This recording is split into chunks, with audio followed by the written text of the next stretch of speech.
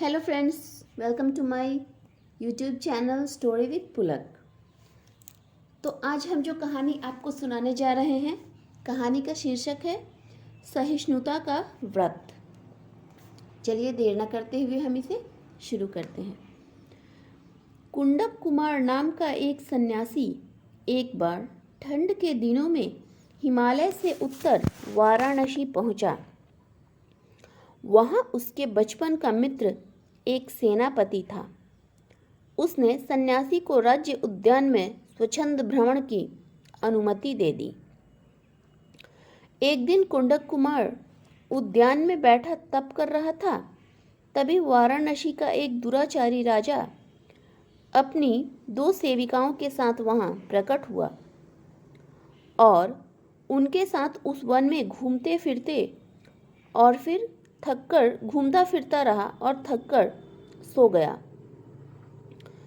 राजा को वहां सोता देख वे दोनों सेविकाएं बाग में भ्रमण करने लगीं। तभी उनकी नज़र कुंडक कुमार पर पड़ी, जो साधना में लीन था।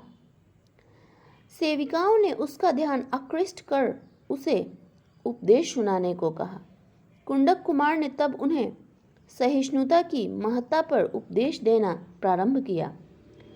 थोड़ी देर बाद राजा की नींद टूटी तो उसने अपनी सेविकाओं को पास नहीं पाया और उन्हें ढूंढता हुआ कुंडक कुमार के पास पहुंचा। एक सन्यासी द्वारा उसकी सेविकाओं का आकृष्ट हो जाना उसके लिए असह्य था। अतः क्रोध से उसने सन्यासी से पूछा कि वह उसकी सेविकाओं को कौन सा सबक सिखा रहा था। सन्यासी ने तब उसे भी सहिष्णुता के महत्व की बात बताई, जिसके परिपालन का स्वयं उसने व्रत ले रखा था।